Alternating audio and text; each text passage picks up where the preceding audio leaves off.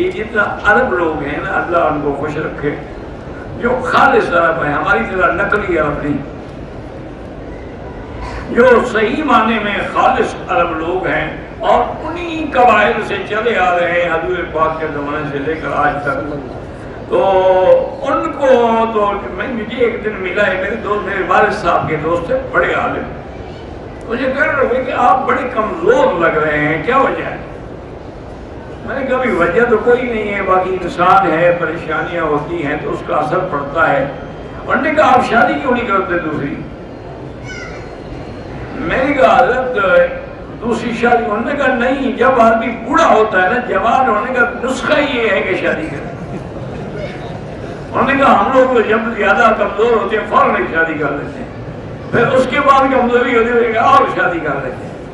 انہوں نے کہا اور شادی کریں دیکھیں آپ جوان ہو جائیں گے۔ میں نے کہا جی دعا کریں۔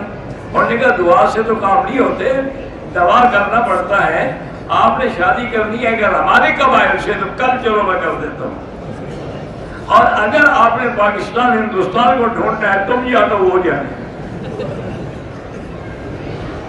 بڑے عجیب آدمی تھے، اللہ ان کی قبر کرے، بہت بڑے آدمی، اور متواتر وہ کئی سال تک جب بھی مکے میں آتے تھے نا والد صاحب کے درس میں، اور والد صاحب کے بالکل ساتھ بیٹھ کے درس سنتے۔